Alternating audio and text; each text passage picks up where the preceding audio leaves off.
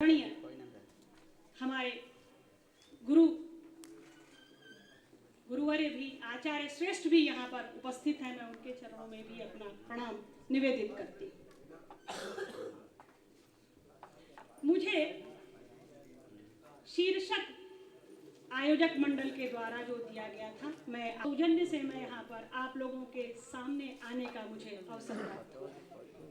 मुझे विषय मिला वैदिक शिक्षा में नैतिकता एवं नारी चेतना।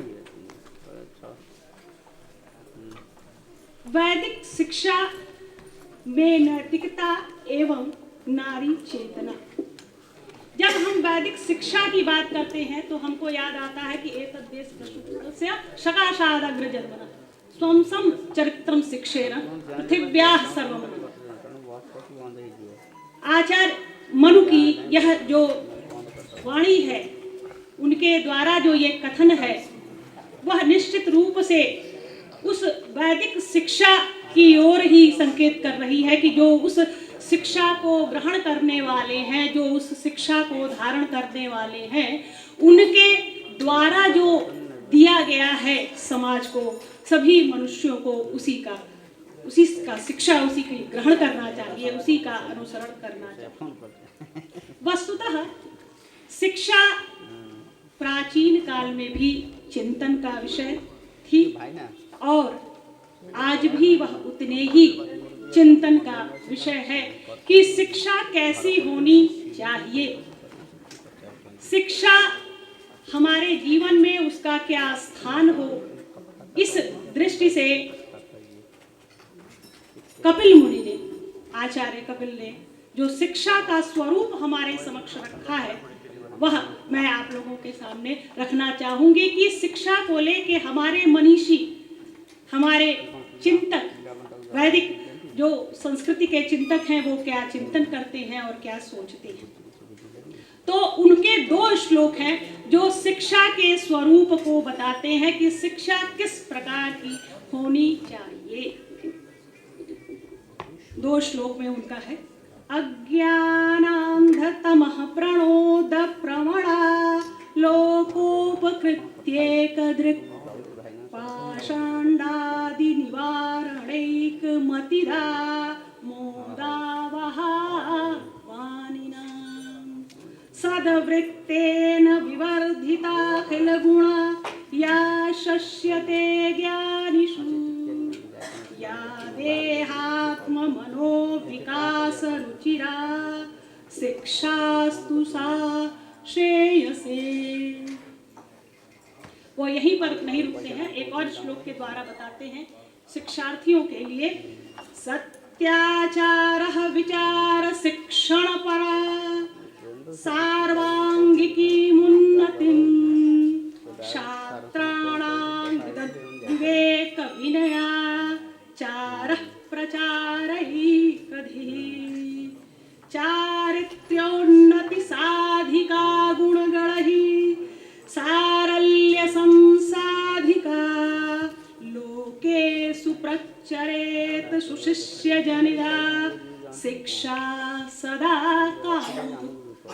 तो इस प्रकार की शिक्षा जो इस तरह के गुणों का विकास कर सके, इस तरह के लक्ष्यों की पूर्ति कर सके, ऐसी ही शिक्षा हमारे चिंतकों को, हमारे मनीषियों को अभिष्ट थी।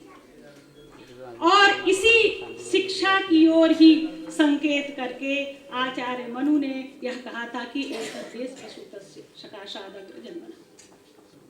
जब वो ये कह रहे थे तो निश्चित रूप से इस प्रकार की शिक्षा, वैदिक शिक्षा उनके मस्तिष्क में थी। और वह जिन जन्म लेने वालों के, जिन अग्रजों की बात कर रहे थे, ब्राह्मणों की बात कर रहे थे, वह निश्चित रूप से वो 6 कर्म करने वाले थे, जो अध्ययन, अध्यापन, यजन, याजन, दान लेना और दान देना। तो वो ऋषियों के द्वारा संकल्पित जो दी गई जो शिक्षा थी, उस वैदिक शिक्षा को ही वह इस प्रकार के गुणों से अन्वित स्वीकार करते थे और उसके द्वारा ही वह अपने उस वैदिक समाज का भारतीय संस्कृति के अंतर्गत अपने समाज का उन्नयन, उसका उत्कर्ष देखने की इच्छा भी रखते थे। अब दूसरा शब्द जो मुझे वाक्य में मिला शीर्षक में, नैतिकता। नैतिकता हमारे यहाँ धर्म और नीतिगत शिक्षा पर्याय अर्थों में प्रयोग होते हैं। धर्म, पुण्य, न्याय, आचार, ये सब जो है आचार लक्षणों धर्म, यह कहा गया है कि धर्म और नीति को परस्पर एक दूसरे के साथ एक ही अर्थ में हमारे यहाँ हमारे शास्त्रों में प्रयोग किया गया है। महर्षि कणाद ने तो भी कहा भी है कि लक्ष्य को ध्यान में रख करके, शिक्षा के लक्ष्य को ध्यान में रख कहा कि यतोभ्युदय निःश्रेयस सिद्धि सधर्म। यहाँ पर उन्होंने वह उन साध्यों की बात की है कि शिक्षा, अभी जिसकी जिन गुणों की, जिन लक्षणों की बात कपिल मुनि के द्वारा हमने सुना, संकेत किया, उनको स्मरण किया, तो उस शिक्षा को ही बात उन्होंने की है कि वह शिक्षा अभ्युदय और निःश्रेयस जो हमको प्राप्त कराए, ऐसी ही शिक्षा हमको चाहिए और ऐसी ही जो इन कार्यों को करता है जिनके द्वारा हमको प्राप्त होता है, वह धर्म है। तो नीतिगत उपदेशों के लिए धर्म का प्रयोग, पूरा का पूरा जो लक्षण है मनुस्मृति में धर्म का, आप सब जानते हैं, मुझे अभी आगे बढ़ना है। एक और महर्षि व्यास ने भी कहा है कि जो सदाचार है, आचार है, वह ही धर्म है। कि मानसं सर्वभूतानां धर्ममाहुर मनीषिणः तस्मात् सर्वेषु भूतेषु मनसा शिवमाचरेत्। तो यह धर्म है। और नीति क्या है? तो नीति कल्पद्रुम में नीति के लिए कहा गया है कि नियंते संलभ्यन्ते उपायादयः ऐहिका मुष्मिका अर्थः। ठीक है, ऐहिक मुष्मिका अर्था वा अस्याम अनया, जो ऐहिक और आमुष्मिक लक्ष्य को प्राप्त करा सके, वही नीति है जो वहां तक हमको ले जाती है। यानी वो सरणी, वह रास्ता, वह मार्ग, वो नीति कहलाता है जो हमको हमारे ऐहिक और आमुष्मिक। और धर्म में आपने देखा कि अभ्युदय और निःश्रेयस। तो जो हमारे लौकिक और पारलौकिक अभ्युदय का मार्ग तय करते हैं, उनको हम नीति वाक्य भी कह सकते हैं, उनको नीति वाक्य मूल के नाम से भी जानते हैं और धर्म के नाम से भी हमारे शास्त्रों में धर्म के नाम से अधिकतर मिलता है, अधिकांश धर्म के नाम से मिलता है। इसलिए धर्म शब्द का बहुत ही विस्तार अर्थों में वहां पर प्रयोग है, इसलिए हम धर्म शब्द को भी साथ में नीति से अलग करके नहीं देख सकते। अब यह जो ऐहिक आमुष्मिक अभ्युदय की बात कर रहे हैं कि शास्त्र के द्वारा हमको हमारे अभ्युदय, भौतिक और निःश्रेयस की भी प्राप्ति हो, इसको हमारे आचार्यों ने, हमारे ऋषियों ने, मनीषियों ने जो 4 इसके सोपान बताए, वह हम अपनी संस्कृति में, अपने शास्त्र में पुरुषार्थ चतुष्टय के नाम से जानते हैं कि हम पहुंचेंगे कैसे। तो धर्म, अर्थ, काम और मोक्ष, यह वो 4 सोपान है जो हमको अभ्युदय से प्रारंभ करते हुए और हमको निःश्रेयस तक हमारा मार्ग प्रशस्त करते हैं, यदि हम उनको उनके ही बताए हुए आचार्यों के अनुसार, मनीषियों के अनुसार हम उनका आचरण करते हैं। धर्म का हम उसी तरह से संग्रह करते हैं, अर्थ का हम उसी प्रकार से अर्जन करते हैं, काम किया हम उसी प्रकार से सेवन करते हैं, तो हमारे अंतिम पुरुषार्थ तक पहुंचने का मार्ग प्रशस्त होता है।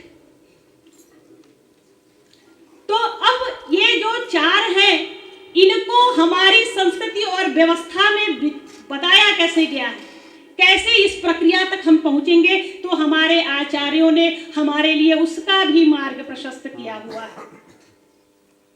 उन्होंने हमारे लिए यह रास्ता बनाया, यह मार्ग दिया, जिसको हम वर्णाश्रम के नाम से जानते हैं।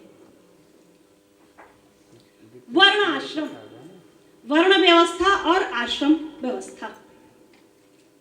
वर्ण शब्द चूंकि जाति के अर्थ में इतना अधिक रूढ़ हो गया है कि हम आज बात करना उस विषय में थोड़ा आधुनिक नहीं लगता, प्रगतिशील विचारधारा को नहीं के अनुरूप नहीं लगता। लेकिन जब हम पुरुषार्थ चतुष्टय की बात करेंगे, जब हम समाज की बात करेंगे, तो हमको वर्ण व्यवस्था पर बात करनी पड़ेगी।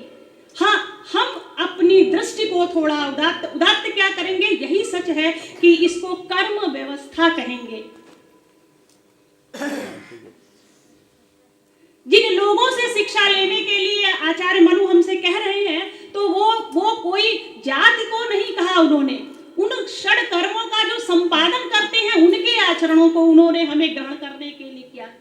उन कर्मों का संपादन किसमें उत्पन्न होने पर किया जा रहा है, किसके द्वारा किया जा रहा है, यह उतना महत्वपूर्ण नहीं है।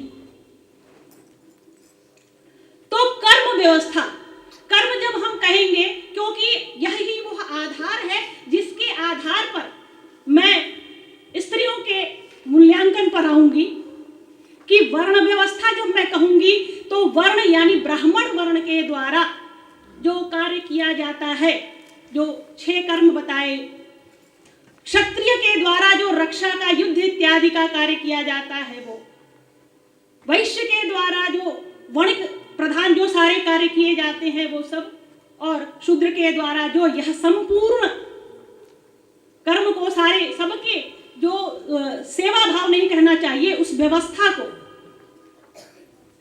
आज जो यहाँ पर बाहर जो, अगर हम लोग 3 दिन से हैं और इतने लोग हैं यहाँ पर, यदि हमने सोचा है कि अगर वो लोग जो यहाँ पर स्वच्छता का कार्य कर रहे हैं अगर वो नहीं होते तो क्या हम उस कमरे में 3 दिन रह पाते, जहां हम रोज सुबह से शाम तक दोनों टाइम इतना स्वादिष्ट भोजन कर रहे हैं। तो ये कर्म है, उसमें कौन लगा हुआ है यह हमारा मंतव्य नहीं है, यह एक व्यवस्था है। और यह व्यवस्था हमारे मनीषियों ने बनाई थी, हमारे आचार्यों ने बनाई थी कि इतने प्रकार का कार्य जीवन में एक समाज में होता ही है।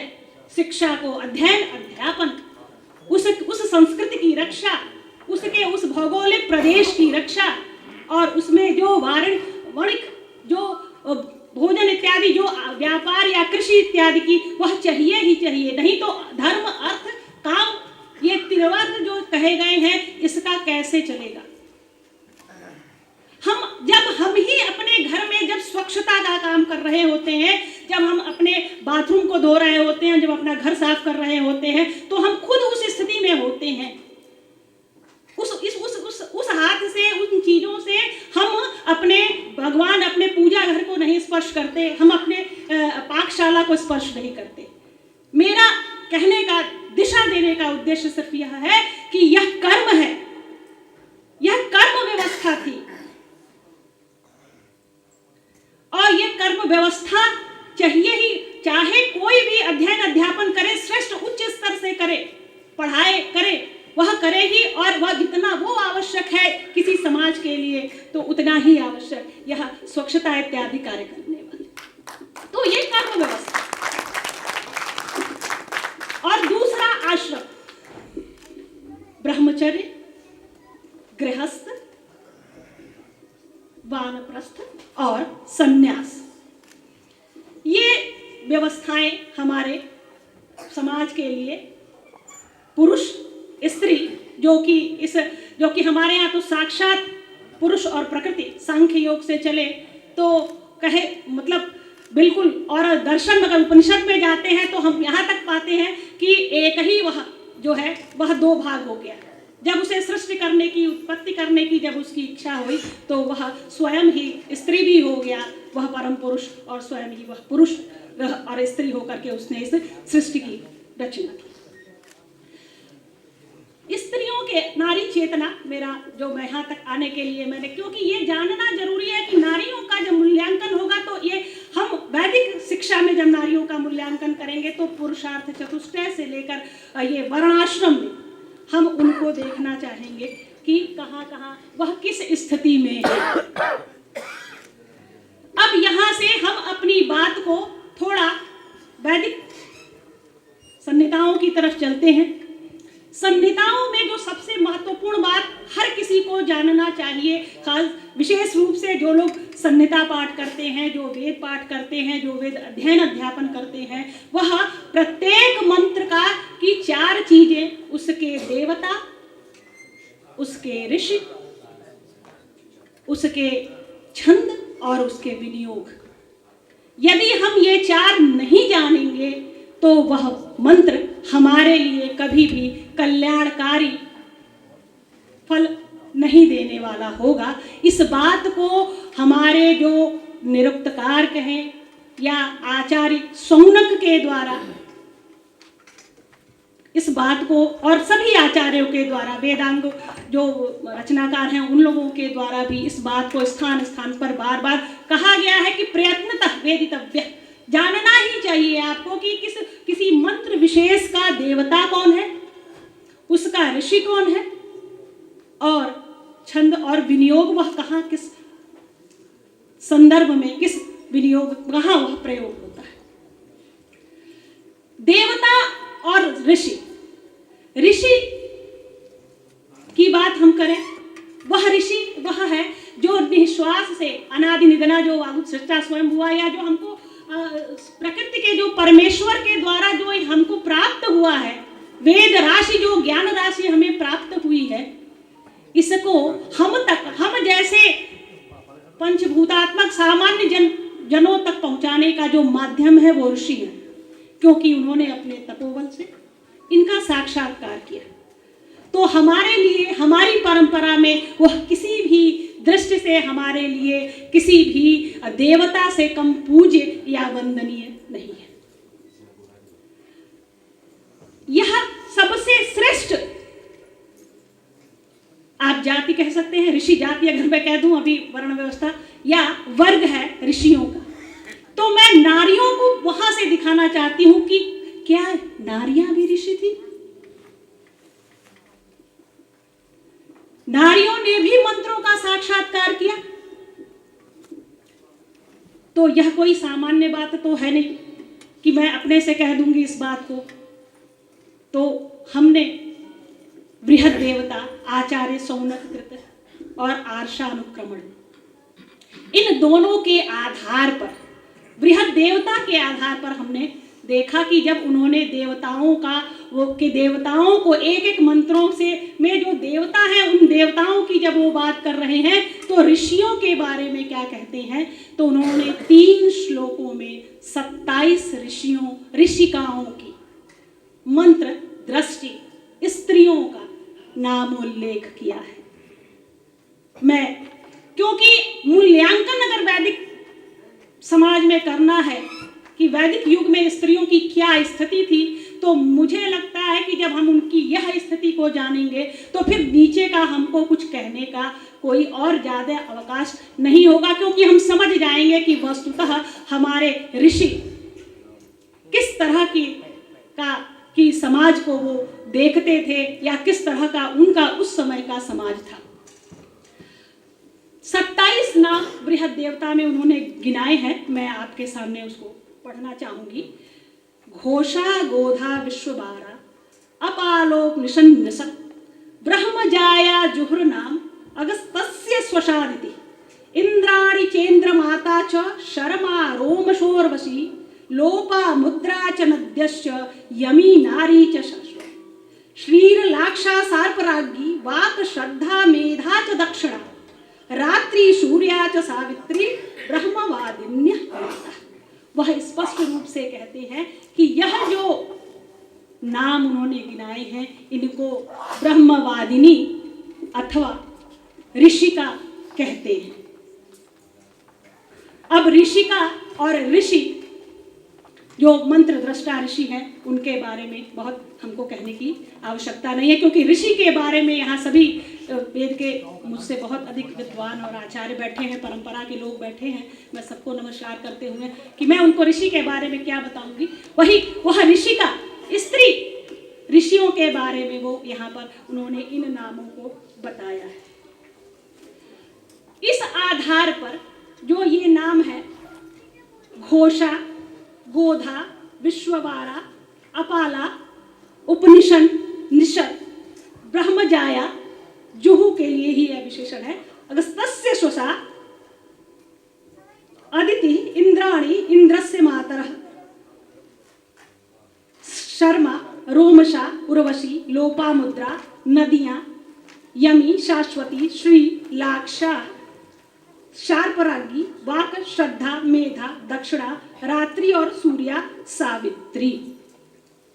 यहीं पर वह स्पष्ट करते हैं कि इसमें जो प्रथम 9 नाम हैं वह 9 नाम 3 तरह का उन्होंने इन ऋषिकाओं का विभाजन किया है इन नामों को देने के पश्चात, कि वे ऋषिकाएं जिन्होंने देवताओं से संबंधित मंत्रों का साक्षात्कार किया। इंद्र, अग्नि, अश्विनौ। दूसरे जो 9 नाम हैं इंद्राणी से लेकर शाश्वती तक, ये परस्पर संवाद सूक्त में संवाद इन्होंने ऋषियों से अथवा देवताओं से संवाद किया और इनके द्वारा जो दृष्ट मंत्र हैं वो संवाद रूप में है। और अंतिम जो वर्ग उन्होंने 9 का रखा जिसमें श्री और वाक, श्रद्धा इत्यादि हैं, उन्होंने भाववृत्त अर्थात देवताओं, उन्होंने परमात्मा के स्वरूप का वर्णन किया, साक्षात्कार किया। इस 3 तरह के वर्ग का उन्होंने यहाँ पर वर्णन इन देव जो 27 नाम दिए हैं। यद्यपि बहुत से ऐसे नाम हैं, जैसे इसमें ममता छूट गई है, इसमें बहुत से ऐसे नाम हैं जो इन 27 में नहीं है, लेकिन अगर आप यास्क सायण भाष्य पढ़ करके और मंत्र हम लोग जब पढ़ते हैं तो और बहुत सारे उन्होंने भी ब्रह्मवादिनी शब्द का ही प्रयोग किया है, हमको वहां पर ऋषिकाओं के और भी नाम प्राप्त होते हैं। अब इन ऋषिकाओं के जो एक है 27 के बारे में तो बताना बहुत विस्तृत हो जाएगा, यह पूरा एक शोध पत्र बहुत बड़ा है, लेकिन मैं 2-3 का परिचय यहाँ पर रखना चाहूंगी जो हमारी जो ऋषिकाएं थी। इनमें से पहली जो नाम मैं आपके सामने ले आऊंगी,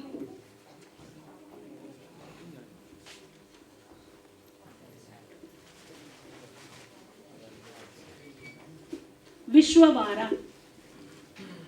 ये ऋषियों की परंपरा भी हम जानते हैं 2 प्रकार की थी, 2 तरह की ऋषि का जो वंशों की वर्त की 2 तरह के ऋषि हमारे पास हैं। एक ऐसे ऋषियों की श्रृंखला, एक सूची हमारे पास है जो ऋषि स्वतंत्र अकेले एकाकी उन्होंने साधना किया और एकाकी साधना करके अपनी तपस्या से उन्होंने मंत्रों का साक्षात्कार किया। दूसरा वर्ग वह है कि उनका पूरा का पूरा उनकी वंश परंपरा है, तो और उस वंश परंपरा में उनके पुत्र, उनसे संबंधित उनके पूर्वज बहुत सारे लोग हैं जो मंत्र साक्षात्कार इस ऋषि के वर्ग में सम्मिलित है। तो विश्ववारा जो ऋषिका है वह अत्रि ऋषि की वंशज थी और ये अग्नि की उपासिका थी और इन्होंने 5वें मंडल के 28वें सूक्त में 6 मंत्रों का दर्शन किया। ये सायण भाष्य से भी वहां आप देख सकते हैं। दूसरा नाम मैं लेना चाहूंगी जुहू का। वह बृहस्पति की पत्नी थी। अभी इनकी विषय वस्तु पर हम लोग बात नहीं, मैं कुछ और भी कहना चाहूंगी कि जुहू जो है वह बृहस्पति की पत्नी थी और किसी कारणवश बृहस्पति ने उनका परित्याग कर दिया। बृहस्पति के द्वारा उनका परित्याग कर देने के पश्चात सभी देवताओं ने उन पर ब्राह्मण हत्या का, ब्रह्म हत्या का दोष लगा। ये मंत्र उनके द्वारा जो दृष्ट मंत्र हैं उनमें हम इन सारी चीजों को देख सकते हैं कि ब्रह्म हत्या का दोष उनको लगा कि उन्होंने अपनी कुलीन पत्नी को, निर्दोष पत्नी को का उन्होंने परित्याग कर दिया। और सभी देवताओं ने पुनः, विश्व देवा वहां पर उन्होंने स्तुति की है कि प्रयास करके पुनः उन लोगों का पुनर्मिलन कराया। और जब वो उन्होंने दोबारा उनसे वह उनको स्वीकार किया, पाणी ग्रहण किया, तब जाकर वह दोष उनका समाप्त हुआ। तो इस तरह से यह मंत्र है जिसमें जुहू, ब्रह्मवादिनी जुहू के द्वारा साक्षात्कृत मंत्र है। इन मंत्रों से जो वह ब्रह्मवादिनी ऋषिका का तो परिचय प्राप्त हो ही रहा है, उस समय जो गृहस्थ आश्रम की स्थिति थी उसका भी हमको प्राप्त था कि पत्नी प्रत्येक दृष्टि से आदरणीय थी। और वह ऋषि ही क्यों ना हो, देवताओं के गुरु ही क्यों ना हो, यदि वह उनका परित्याग करते हैं, उन पर कोई लांछन लगाते हैं, उन पर कोई आरोप प्रत्यारोप करते हैं, तो वह ब्रह्म हत्या के दोषी भी होते हैं। यहीं से हम देख सकते हैं कि गृहस्थ आश्रम की पत्नी की क्या स्थिति थी। यहीं पर जब हमारे तो पारस्कर गृह सूत्र कहता ही है, आवसत्याधानंदार काले, कि आवसत्य अग्नि की स्थापना ही, गार्हपत्य अग्नि की स्थापना ही आप तब करेंगे जब आप गृहस्थ आश्रम में प्रवेश करते हैं। और जब वहीं से आप चलेंगे तो आपके पंच महायज्ञ शुरू होंगे। तो धर्म, अर्थ और यह काम, इन तीनों वर्गों के पुरुषार्थ के अर्जन में उनका, स्त्रियों का बहुत महत्वपूर्ण स्थान है। इसी तरह से जो सारी स्त्रियां हैं, इनमें घोषा, अपाला, इन लोगों को, इनके बारे में है। एक काक्षीवान राजा की घोषा जो है पुत्री थी, वह कुष्ठ रोग से पीड़ित थी, लेकिन उन्होंने इंद्र के मंत्रों का साक्षात्कार किया तपोबल से, और वह सुंदर त्वचा को उन्होंने प्राप्त किया और उनका विवाह हुआ। जो हमारी व्यवस्था थी ब्रह्मचर्य गृहस्थ आश्रम की, समाज को चलाने की, वह गृहस्थ आश्रम सबसे अधिक आदरणीय था, क्योंकि उसी पर बाकी सारे जो हमारे आश्रम थे, हमारी व्यवस्थाएं थी, वह उस पर ही टिकी हुई थी। और उस आश्रम व्यवस्था में रह करके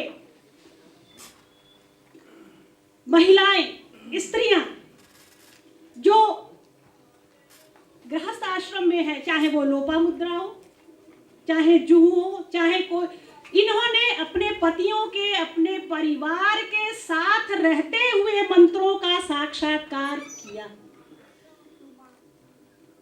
हमारे ऋषि कभी भी स्त्रियों के प्रति अनादर के भाव को नहीं धारण करते। परिस्थितियां और समय और इतिहास जब कहां से क्या क्या चीजें चलती हैं, तो वो कई बार वो सत्य पर इतने सारे उपाधि, इतने सारे चीजें उस पर आ जाती हैं कि हम वह सत्य नहीं देख पाते हैं, बाकी हम सब कुछ देखते हैं। मैं पूछना चाहूंगी कि अगर, हाँ, बस यही, मैं इसीलिए बार बार आपकी तरफ देख रही हूँ। तो अब मैं निष्कर्ष के रूप में बस एक ही दो उदाहरण दिया। ये मैं समझती हूँ कि मेरा जो मैं कहना चाहती थी वो आप तक पहुँचा पाने में मैं सफल हुई हूँ। अब संक्षेप में बस मुझे यही कहना है कि वहाँ नारियों के लिए सत्योद्वाहा और ब्रह्मवादिनी पर हम लोगों ने बात कर ही लिया। गार्गी की बात जरूर करना चाहूँगी। याज्ञवल्क्य से शास्त्रार्थ करके उनको श्रेष्ठ घोषित करने का कार्य स्त्री ने किया। सभी आचार्य जब सभी शास्त्र करने के बाद, उपनिषदों में तो है भी अपना उपनिषद, तो उन्होंने यह उनसे प्रश्न किया,